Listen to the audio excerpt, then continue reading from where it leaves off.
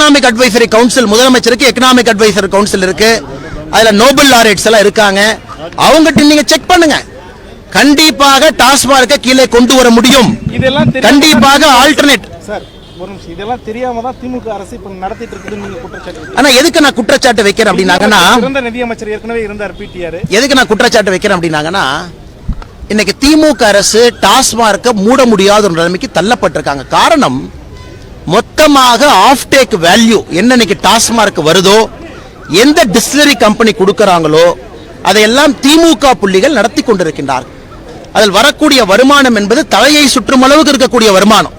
நீங்க 44,000 கோடியை மட்டும்தான் பாக்குறீங்கன்னா அரசனுடைய வருமானம். ஆனா ஒரு நிறுவனமும் பல ஆயிரம் கோடி ரூபாய் லாபத்தை ஈட்டுது. அது நேரடியாக திமுக புள்ளிகளுக்கு போகுது. அதனால் தான் இவர்கள் டாஸ்மார்க்கை மூடுவதற்கு மனம் இல்லை. ஏன்னா இதே திமுக எதிர்க்கட்சியாக இருக்கும் பொழுது நாங்க டாஸ்மார்க்கை மூட போறோம், கருப்பு கொடி ஆர்ப்பாட்டம், முதல் கையெழுத்து டாஸ்மார்க்கை மூடுறதுன்னு சொன்னாங்க. நாங்க வெள்ளை அறிக்கை கொடுக்கிறோம். பத்திரிகை நண்பர்கள்ட்ட நான் என்ன ரெக்வெஸ்ட் பண்றேன்னா, வெள்ளை அறிக்கையை உங்களுக்கு அந்த காப்பி கொடுக்கிறோம். அதில் நீங்க வேல்யூ இருக்கான்னு பாருங்க, லாஜிக் இருக்கான்னு பாருங்க. அதுல நம்ம ஒரு ரோட் மேப் போட்டு கொடுக்கிறோம், அது பாருங்க. கண்டிப்பாக செய்ய முடியும். ஆனா திமுகவை பொறுத்த வரைக்கும் இதுல யாரு பாதிக்கப்பட போறாங்கன்னா, எப்படி சார் பாஜக வந்து வெள்ளை அறிக்கை கொடுக்குது, அதாவது நீங்க கொடுக்கறத வச்சு ரூலிங் பார்ட்டி எப்படி நீங்க அதை கொண்டு வரணும்னு நீங்க எதிர்பார்க்கறீங்க? இது மூடணும்லண்ணா. தமிழகத்தை பொறுத்த வரைக்கும் அடிக்ஷன் ரேட் ஒரு ஃபார்மேட்ல கொடுக்குறீங்க. இந்த மெத்தட்ல நீங்க வருமானத்தை பாத்துக்கிட்டு ஒரு பிஜேபி வந்து இந்த தமிழ்நாட்டுல ஒரு கட்சி, நீங்க கொடுக்கறத அவங்க வந்து ஏத்துக்கணும்னு எதனா இது கட்டாயம்? ஏத்துக்கிறது இல்ல அப்படிங்கிறது இங்க பிரச்சனை இல்லைங்கண்ணா. இன்னைக்கு மக்கள் மன்றத்துல விவாத பொருள் நம்ம ரோட்ல போய் கேட்டோம் அப்படின்னா, ஒரு தாய்மார்கிட்ட பேசுனீங்கன்னா, தம்பி இந்த டாஸ்மார்க் எப்படியாச்சும் இழுத்து முடுங்கப்பா அல்லது டாஸ்மார்க்கை குறைங்கப்பான்னு ஜென்ரலா பேசுறாங்க. திமுக போய் பத்திரிகை இந்த கேள்வி வச்சீங்கன்னா முதல் கேள்வி என்ன கேட்பாங்கன்னா, 44,000 கோடி வருமானம் போயிருமேப்பா, எப்படிப்பா ஆட்சி நடத்துறதுமா? இந்த ரெண்டுக்கு இடையில தான் தமிழக மக்கள் மாட்டிக்கொண்டிருக்கின்றார்கள். ஒரு பக்கம் மக்களுக்கு மூடணும், இன்னொரு பக்கம் அரசுக்கு மூடுவதற்கு மனம் இல்லை. ஆனா இந்தியாவில் எங்கேயுமே 100% மூடுங்கன்னு நம்ம சொல்லணும். ஹெவி ரெகுலேஷன் 5400 டாஸ்மாக் இன்னைக்கு இருக்குன்னா, ஹெவியா ரெகுலேட் பண்ணி அதை 3 வருஷத்துல கிட்டத்தட்ட 80% மூட வேண்டிய கட்டாயம் நமக்கு இருக்கு. இன்னைக்கு கேரளால பாத்தீங்க, பீகார்ல பாத்தீங்கன்னா ஒரு விதமான லைசன்சிங் மெத்தடாலஜி ஃபாலோ பண்றாங்க. ஸ்டார் ஹோட்டலுக்கு கொடுக்கறாங்க அல்லது கண்ட்ரோல்டு மெக்கானிசம்ல இருக்கு. தெருவுக்கு வீதிக்கு எல்லா இடத்துலயும் இந்த மாதிரி ஓபன் பண்ணல. நான் சேலஞ்சே பண்றேன். நான் சேலஞ்சே பண்றேன். பாஜக ஆளக்கூடிய மாநிலங்கள்ல மதுக்கடைகள் இல்லையா? பாஜக ஆடக்கூடிய குஜராத்ல இன்னைக்கு குஜராத்ல நமக்கு தெரியும், மகாத்மா காந்தி அவர்கள் பிறந்த ஊரு. பாரதிய ஜனதா கட்சி தொடர்ந்து அங்க ஆட்சியில் இருக்கக்கூடிய ஒரு மாநிலம். அங்க உங்களுக்கு தெரியும் பாரதிய ஜனதா கட்சியினுடைய மதுவினுடைய நிலைப்பாடு எப்படி இருக்கு. கர்நாடகால மது இருக்கு, ஆனா அரசு விக்கல. கர்நாடகால பிரைவேட் பிளேயர் விற்கிறாங்க. பிரைவேட் பிளேயருக்கு டார்கெட் பிரஷர் இல்ல. பிரைவேட் பிளேயரை பொறுத்த வரைக்கும் யாருக்கும் போய் டாஸ்மார்க்க புஷ் பண்ணல. அது அரசு நடத்தாமல் தனியார் நடத்துறாங்க. இங்க அரசே எடுத்து நடத்துறாங்க. அரசே கலெக்டருக்கு ஆர்டர் போடுறாங்க, கலெக்டருக்கு பிரஷர் போடுறாங்க, கலெக்டர் டாஸ்மார்க் மேல பிரஷர் போடுறாங்க. ஆனா இன்னைக்கு நான் சொல்றேங்கன்னா, நீங்க தமிழ்நாடு கவர்மெண்ட் கேளுங்க, ஒரு டாஸ்மார்க் அதனுடைய மந்த்லி டார்கெட்டை மீட் பண்ணலினா அவர்களுக்கு பனிஷ்மெண்ட் இருக்கா இல்லையா நீங்க கேளுங்க. நான் சேலஞ்ச் பண்ணி சொல்றேன், அவங்களுக்கு பனிஷ்மெண்ட் இருக்கு. அரசே எடுத்து நடத்துதுன்றீங்களா? அரசே எடுத்து நடத்துதுன்றீங்களா? இல்ல சார், அரசே எடுத்து நடத்துதுன்றீங்க சார். அரசே எடுத்து நடத்துதுன்னு சொன்னீங்க இல்லையா? அண்ணா நீங்க ரெண்டு பேருமே ஒருத்தர கேட்டா ரெண்டு பேருக்கு பதில் சொல்றேன். நடத்துதுன்னு சொன்னீங்க. அந்த அரசு நீங்க இப்ப இருக்கக்கூடிய கூட்டணி கட்சி இருக்கு இல்லீங்களா, அந்த அரசு முதல் அரசே எடுத்து நடத்துது. கூட்டணி கட்சி இல்லை, அதை பத்தி அண்ணாமலை எப்பவுமே பேசுறது இல்லை. அண்ணாமலை என்னன்னா மனசுக்கு என்ன இருக்கோ அதை தான் பேசுறான். பாரதிய ஜனதா கட்சி மக்களுக்கு எதுவும் அதுதான் நல்லது பேசுறோம். எங்களை பொறுத்தவரை இன்னைக்கு பாரதிய ஜனதா கட்சி நிலைப்பாடு இன்னைக்கு மட்டும் இல்ல, கடந்த 1 வருட காலமாவே தெளிவா சொல்லியிருக்கோம். டாஸ்மார்க்கை பொறுத்தவரை அண்ணா ஒரு பக்கம் டேட்டா உங்க கண் முன்னாடி இருக்குன்னா, யாரோ ஒருத்தர் ரெஸ்பான்சிபிளா குடிக்கிறாங்க, அவர்களை நீங்களும் நானும் போய் தம்பி குடிக்காதீங்கன்னு சொல்றதுக்கு உரிமை இல்லை. அவர் ரெஸ்பான்சிபிள் ட்ரிங்கர். சட்டத்துல இடம் இருக்கு, 18 வயசுக்கு மேல இருக்காங்க, ரெஸ்பான்சிபிள் ட்ரிங்கர். ஆனா இன்னைக்கு தமிழகத்துல 9 விழுக்காடு அடிக்ஷன் இருக்கு. இந்தியாவில் இருக்கக்கூடிய மாநிலத்தில் ஹையஸ்ட் அடிக்ஷன் இருக்கிறது தமிழ்நாடு. காரணம், அவங்க ரெஸ்பான்சிபிள் ட்ரிங்கர் இல்ல. வீதிக்கு திறந்து வச்சிருக்கீங்க. அவங்க ஒரு வேலைக்கு போயிட்டு 450 ரூபாய் பாக்கெட்ல வச்சுட்டு வீட்டுக்கு நடந்து போகும் பொழுது அவர் 4 டாஸ்மார்க்கை தாண்டி போக வேண்டிய சூழ்நிலையை நாம் ஏற்படுத்தியிருக்கோம். ஆனா நான் ஒரு டேட்டா சொல்லணும் மேலே, நீங்க கவனிச்சிருப்பீங்க. 2021, 22, 22, 23 இந்த ஒரு வருஷத்துல டாஸ்மார்க்கினுடைய வருமானம் 22 விழுக்காடு உயர்ந்திருக்கிறது. இந்தியாவில் எந்த மாநிலத்தை வேணாலும் எடுத்துக்கங்க, 2%, 3%, 4% growth இருக்கும். 22% விழுக்காடு growth எங்கேயாச்சும் பார்த்துருக்கீங்களா? அப்பனா இது ஒரு பொருளை விற்கிற மாதிரி, மார்க்கெட்டிங் பண்ற மாதிரி தேடி கஸ்டமர்கிட்ட விற்கிறாங்க. இது எங்க போய் நிற்கும்? சரி, இப்ப நாம சாராயன்னு சொல்றோம், கூச்சுன்னு சொல்றோம், இல்லீகல் சாராயம், விஷச்சாராயம், வேற பேர் வைக்கிறோம். ஏன் குடிக்கிறாங்கன்னா, ஒரே குவார்டர் பாட்டில்ல அந்த விஷச்சாராயத்தனைக்கு விழுப்புரம் பக்கம் என்ன நடந்திருக்கோ போய் பார்த்தீங்கன்னா 25 ரூபாய் கொடுக்குறாங்க, 20 ரூபாய் கொடுக்குறாங்க. அடிக்ட் ஆனவங்க எத்தனை காலகட்டத்திற்கு தினமும் 300 ரூபாய் கொடுத்தவங்கனால இந்த லிக்கரை குடிக்க முடியும்? இல்லீகல் சாராயம் எப்பவுமே எப்ப அதிகமாகும்னா அடிக்ஷன் ரேட் அதிகமாக அதிகமாக இல்லீகல் சாராயம் அதிகமாகும். பீகார் இதே பிரச்சனை தான். இன்னைக்கு தமிழ்நாடு அரசு சொல்வது போல நாங்க டாஸ்மார்க்கை மூடிட்டா காலங்காத்தால இல்லீகல் சாராயம் வந்துரும், நாங்க மூட மாட்டோம். அது ஆர்குமெண்டே இல்லைங்க. நீங்க சாராய கடையை மூட சொல்றீங்களா இல்ல பிரைவேட் கொண்டு போன்னு சொல்றீங்களா? பிரைவேட் சொல்றீங்கன்னா ஹெவி ரெகுலேஷன். 80% டாஸ்மார்க் எங்களுடைய நாங்க சப்மிட் பண்ண போற அறிக்கையின்படி இன்னைக்கு தமிழகத்துல 80% டாஸ்மார்க்கை எந்த பிரச்சனையும் இல்லாம மூடலாம். யாரோ ஒருத்தர் ரெஸ்பான்சிபிளா குடிக்கிற கணக்கு உரிமை இருக்கு. நண்பர் ஒரு கேள்வி கேட்டார், ஆனா இந்தியாவில் 18 வயசு ஜனநாயக நாடு, குடிப்பதற்கு உரிமை இருக்கு. நண்பர் கேட்கிற கேள்விக்கு நான் ஒத்துக்கிறேன். அவர் ரெஸ்பான்சிபிள் ட்ரிங்கரா குடிக்க வேண்டும் என்றால் அவருக்கும் இங்கே குடிப்பதற்கு வாய்ப்பு இருக்கு. ஆனா இன்னைக்கு போற இந்த ஸ்கேல் ஆஃப் மாடல் அன்சஸ்டைனபிள். அண்ணா இன்னைக்கு 44,000 கோடி நம்ம கண்மூடி முழிக்கிறதுக்குள்ள பாராளுமன்ற தேர்தல் வரப்போகுது, கண்மூடி முழிக்கிறதுக்குள்ள சட்டப்பேரவை தேர்தல் வரப்போகுது. அன்னைக்கு நம்ம 60,000 கோடியை தொடப்போம். நான் சொல்றேன், நீங்க எழுதி வச்சுக்கங்க. இதே கிராஃபை நீங்க போட்டு பார்த்தீங்கன்னா 60,000 கோடியை தமிழகம் 2 வருஷத்துல தொற்றும். அப்ப எப்படி வந்து இங்க மதுவுக்கு அடிமை இல்லாத சமுதாயத்தை எப்படி உருவாக்குவீங்கன்னா, நான் டேட்டா சொல்றேன். 9% அடிக்ஷன் ரேட்னா 2020 இது 5% அடிக்ஷன். 23 ஆண்டுகள்ல 4% ஜம்ப் ஆயிருக்கும், 15% வந்துடும். இதனுடைய பாதிப்பு சமூக பாதிப்பு. நம்ம சமூக நீதினு பேசுறோம். தமிழ்நாட்டை பொறுத்தவரை சமூக நீதி மண். இதனுடைய பாதிப்பு எங்க வரும்னா, அந்த வருமானம் குடும்பத்திற்கு போகாம, பெண் கல்விக்கு போகாம, பெண்களை பாதுகாப்பதற்கு போகாம அந்த வருமானம் டாஸ்மார்க்கு போகுது.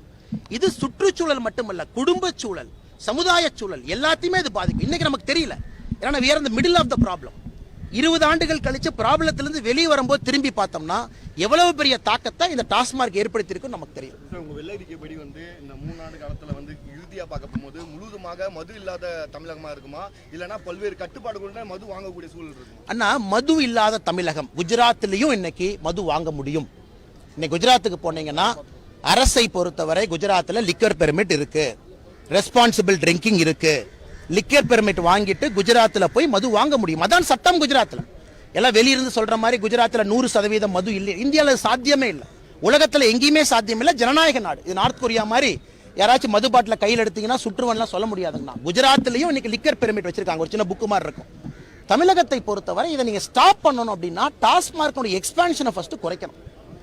5400 இருக்கக்கூடிய டாஸ்மாக கிட்டத்தட்ட 1000க்கு கீழே கொண்டு வரும். அதை ஹெவி ரெகுலேட் பண்ணணும். அரசே வந்து டீலக்ஸ் பாரு, மல்டிபிள் பாரு, முடிச்சிடறேன் டீலக்ஸ் பாரு, மல்டிபிள் பாரு, அதை வந்து நீங்க வந்து வெண்டிங் மிஷின் எப்படியெல்லாம் எக்ஸ்பான்ஷன் பாருங்க. இன்னைக்கு மால்ல வந்து டீலக்ஸ் டாஸ்மார்க் இப்படி நீங்க எக்ஸ்பேண்ட் பண்ணிக்கிட்டே போயிட்டு இருந்தீங்கன்னா இன்னைக்கு பெரிய பிரச்சனை என்னங்கன்னா 100 மீட்டருக்குள்ள டாஸ்மார்க் வரக்கூடாது. இன்னைக்கு பாதி கோர்ட்ல பிரச்சனையே 100 மீட்டர் தான். பாதி டிஸ்பியூட் டாஸ்மார்க்குக்கும் பொதுமக்களுக்கும் சென்னை ஹைகோர்ட்ல இருக்கு. 100 மீட்டர் எங்கிருந்து கணக்கு எடுக்கிறது? ஸ்கூலுடைய வாசல்ல இருந்து கணக்கா, ஸ்கூலுடைய காம்பவுண்ட்ல இருந்து கணக்கா, கோவில் காம்பவுண்டா, கோவில் வாசலா? இந்த டிஸ்பியூட் எனக்கு ஹைகோர்ட்ல பலசு இருக்கு. அதனால நான் சொல்லுகின்ற கருத்து என்னன்னாங்கன்னா, டாஸ்மார்க்கை ரெகுலேட் பண்ண வேண்டிய நேரமும் காலமும் வந்துருச்சு. அதை குறைக்கணும். அதே போல யாரோ ஒருத்தர் குடிக்கிறாங்கன்னா குடிக்கிறது தவறு கிடையாது. Responsible drinking is okay.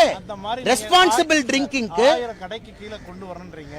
ரெகுலரா குடிக்கிறவனுக்கு கடை பக்கத்துல இல்லைன்னா பாஜக மேல கோவம் வருமா வராது? அதெல்லாம் எந்த கோவம் வராதுங்கண்ணா. ஏன்னா கோவம் வரப்போகுது. 9% இன்னைக்கு அடிக்ஷன் ரேட் இருக்கு. எத்தனை இளம் விதவைகள் தமிழகத்தில் அதிகமாயிட்டு இருக்காங்க. ஏன் கோவம் வரப்போகுது? எந்த கோவம் வராது. மதுவை பொறுத்தவரை எத்தனை பேர் முகம் சொல்லிக்கிறாங்க. நான் கோயிலுக்கு பக்கத்தில் இருக்கு, எங்கேயும் போக முடியல. கல்யாணத்துக்கு போனீங்கன்னா 4 பேர் குடிச்சிட்டு உள்ள உட்காந்துருக்காங்க. பொது நிகழ்ச்சிக்கு போனாங்கன்னா முதலாக குடிகாரர்களை நிகழ்ச்சிக்குள்ள பார்க்க முடியல. தமிழ் சமுதாயத்தில் இல்லவே இல்லைங்கன்னா, நீங்கள் நிகழ்ச்சிக்கு போறீங்க, நானும் நிகழ்ச்சிக்கு போறேன். பொது நிகழ்ச்சியில முகம் சுளிக்கும் அளவுக்கு இன்னைக்கு இருக்கு. அதுவும் பாத்தீங்கன்னா போன வாரம் பத்திரிகை நண்பர்கள் நீங்க சண்டை போட்டு அதை நிறுத்தினீங்க. போன வாரம் ஒன்று போட்டிருந்தாங்க, மேரேஜ் ஹால், ஸ்போர்ட்ஸ் ஹாலில் நாங்கள் வந்து இதை விற்க ஆரம்பி. அது எங்கே போய் முடியுங்கண்ணா? இன்னைக்கு பொது நிகழ்ச்சிக்கே போக முடியல. யாரோ ஒருத்தர் குடிச்சிட்டு மேடையின் மீது நிற்கிறாங்க, அங்கே போய் நீங்கள் பேசவும் முடியாது. சுறாபானம் இருந்த காலகட்டத்தில் தான் நம்ம வந்துட்டு இருக்கோம். நீங்கள் சாராயமே இல்லைன்னு சொல்றீங்களே. நான் சாராயம் இல்லை என்று சொல்லவில்லை அண்ணா. இது அன்சஸ்டைனபிள் அண்ணா. 5400 கடை, 44,000 கோடி, 9 விழுக்காடு மக்கள் மதுவுக்கு அடிமை. நம்ம ரிசர்ச் சொல்றது இது அன்சஸ்டைனபிள் அண்ணா. இது அரசியலை தாண்டி, அரசியல் பேச்சுக்களை தாண்டி, சண்டையை தாண்டி, பத்திரிகை நண்பர்களுக்கு இருக்கக்கூடிய, உங்களுக்கு இருக்கக்கூடிய கருத்துக்களை தாண்டி தமிழகத்தில் இன்னைக்கு ரெகுலேட் பண்ணலினா அதல பாதாளத்தை நோக்கி சென்று கொண்டிருக்கும். அதல பாதாளத்தை மதுவால பெண்கள் கொஞ்சம் சத்தமா சொல்லுங்க தலைவர். மதுவால பெண்கள் பாதிக்கப்படுறதா நீங்க மகளிர் அணி போராட்டம் பண்ணிருக்கு இன்னைக்கு. அதுவே பெண்கள் வந்து பாலியல் ரீதியா பாதிக்கப்படும் போது கண்டுக்காம இருக்கிறதுக்கான காரணம் பெண்கள் பாலியல் ரீதியாக பாதிக்கப்படும் பொழுது அதையும் முதலிலே பேசக்கூடிய கட்சி பாரதிய ஜனதா கட்சியாக தொடர்ந்து இருந்து கொண்டிருக்கு. இன்னைக்கு மட்டும் இல்லை, ரேப்பு மர்டர் தமிழ்நாட்டில் அதிகமாகும் போது போராட்டம் பண்ணியிருக்கோம். பெண்களுக்காக பல போராட்டங்களை முன்னிருந்து நடத்தி இருக்கின்றோம். ஒரு விஷயத்தை நம்ம புரிஞ்சுக்கணும்னா, அதாவது இந்த சோ கால்டு செலிபிரிட்டி ஒரு யூடியூப்ல உட்காந்துக்கிட்டு ஒரு பிரஸ் மீட்ல செலிபிரிட்டி வந்து ஒரு பெண்ணுக்கு இது நடந்துருச்சு அப்படின்னா மட்டும் அது கிடையாதுங்கண்ணா. அதாவது கலசேத்ரால் இது நடந்துருச்சு அப்படிங்கிறது மட்டும் தமிழ்நாட்டில் இல்லை, எத்தனையோ பிரச்சனைகளை இந்த விஐபி எல்லாம் தாண்டி பாரதிய ஜனதா கட்சி களத்தில் இறங்கியிருக்கணும். கேங் ரேப்பை நாம தான் முதல்ல பேசுறோம், சட்டம் ஒழுங்கு சீர்கேடை பத்தி பேசுறோம், பெண்களுக்கு இருக்கக்கூடிய அவல நிலைமையை பத்தி பேசுறோம். நம்ம 2-3 அறிக்கையே போக்சோ கேஸ்ல கன்விக்ஷன் ரேட் குறைஞ்சிருக்க பத்தி பேசியிருக்கோம். வெறும் 9% போக்சோ கேஸ் தான் சார்ஜ் ஷீட் இந்த அரசு போட்டிருக்காங்க. இதற்கு முன்பெல்லாம் 30% மேல இருக்கும். அதை பத்தி பேசுறோம். அதனால எல்லா விஷயத்தையும் நாங்கள் பேசிக் கொண்டிருக்கின்றோம். நண்பருக்கு இன்னொரு விஷயத்தையும் நான் சொல்றேன். வீராங்கனைகள் போராட்டம் பண்ணிருக்காங்க, அது பெருசா பாஜக எந்த நடவடிக்கை எடுத்த மாதிரி தெரியல. என்ன நடவடிக்கைங்கன்னா சுப்ரீம் கோர்ட்டுக்கு போயிருக்கு. சுப்ரீம் கோர்ட்ல ரிட் பெட்டிஷன், டெல்லி போலீஸ் வந்து எஃப்ஐஆர் ரெஜிஸ்டர் பண்ணிருக்காங்க. எஃப்ஐஆர் மேல என்கொயரி நடக்குது. அண்ணா இங்க பாருங்க, நாளைக்கு எங்கிட்ட பணம் இருக்குன்னு வச்சுக்கோங்கண்ணா, நான் ஒரு 1000 பேர்த்த கூட்டிட்டு வந்து உட்காந்துக்கிறேன்னா, ஒரு ஆர்ப்பாட்டம் பண்றேன்னா, எங்கிட்ட பணம் இருக்குன்னு வச்சுக்கோங்க, 10 நாள் இன்டர்நேஷனல் செலிபிரிட்டி ட்வீட் போடுவாங்கண்ணா. அதுக்காக நீங்கள் சொல்வது நியாயம் என்பது அர்த்தம் கிடையாது. அப்படி பண்ண முடியாது. இதை பொறுத்தவரை ஒரு process. Delhi police FIR register பண்ணலன்னு சொல்லல, டெல்லி போலீஸ் எஃப்ஐஆர் ரெஜிஸ்டர் பண்ணிருக்காங்க. சுப்ரீம் கோர்ட் மானிட்டர் பண்றாங்க. டெல்லி ஹை கோர்ட்ல ரிட் பெட்டிஷன் போட்டிருக்காங்க, சுப்ரீம் கோர்ட்ல ரிட் பெட்டிஷன் போட்டிருக்காங்க. அதற்கு காலம் கொடுத்திருக்காங்க, 2 மாசத்துக்குள்ள கமிட்டி போடணும். அதானி கேஸ் உதாரணத்துக்கு எடுத்துங்க. இதையே இல்ல, அரசு ஒரு பக்கம் இருக்கு, அதானியை பத்தி நீங்க எல்லாருமே பேசுனீங்க, பத்திரிகை நண்பர்கள் ஆரோக்கிய விவாதம் நடத்துனீங்க, சில பேர் ஒன் சைடா பேசுனீங்க. இவ்வளவு நடந்து முடிஞ்சு நேத்து சுப்ரீம் கோர்ட் பேனல் என்ன சொல்லுச்சு? அதானி மேல 1% கூட தவறு இல்ல. அது என்கொயரி பண்ணது யாரு? காமத்து, ஸ்டேட் பேங்க் ஆஃப் இந்தியாவுடைய முன்னாள் சேர்மன் ஓபி பட்டு, சுப்ரீம் கோர்ட்டினுடைய முன்னாள் நீதிபதி, 5 பேர் கொண்ட குழு முழுமையா அதானியினுடைய கேஸை ஆராய்ஞ்சிட்டு அதிர்ச்சிகரமான ரிப்போர்ட் என்ன சொல்லுதுன்னா, அந்த ஹிண்டன்பர்க் அறிக்கை வருவதற்கு முன்பு இந்தியாவில் சில கம்பெனி ஷார்ட் செல்லிங்ல ப்ராஃபிட் பண்ணிருக்காங்க. இன்னும் ஃபுல் ரிப்போர்ட் நமக்கு வரல. அதனால் தயவு செய்து நண்பருக்கு என்னுடைய அன்பான வேண்டுகோள், மீடியா சென்சேஷனலிசம் ஒரு பக்கம் இருக்கு, அதானி அப்படித்தான் நடந்துச்சு. பார்லிமெண்ட்ல காங்கிரஸ் பிரச்சனை பண்ணி சுப்ரீம் கோர்ட் கிளீன் சிட். நாளைக்கு நீங்க பாத்தீங்கன்னா இந்த ரெஸ்லர் ப்ரொடெஸ்டும் கூட சுப்ரீம் கோர்ட் ஒரு கமிட்டியை போட்டு பார்ப்பதற்கான வாய்ப்பு இருக்கு. அதற்கும் ஃபைனல் ரிப்போர்ட்டை பார்க்கும் பொழுது உங்களுக்கு தெரியும். சார் லாஸ்ட் ஒரு क्वेश्चन சார். முதலமைச்சர் சித்தராமையா பாஜக தலைவர் தமிழ்நாடு அண்ணாமலை என்ன சொல்றாரு? ஒரே ஒருத்தர். ஆனால் சித்தராமையா அவர்களோடு 5 ஆண்டு காலம் நான் பணியாற்றி இருக்கின்றேன். அவர் முதலமைச்சராக இருக்கும் பொழுது காவல்துறை அதிகாரியாக 5 ஆண்டு காலம் முழுமையாக அவர் கீழே எஸ்பியா பணியாற்றியிருக்கேன். 3 மாவட்டத்தில் சித்தராமையா அவர் கீழே பணியாற்றியிருக்கேன்.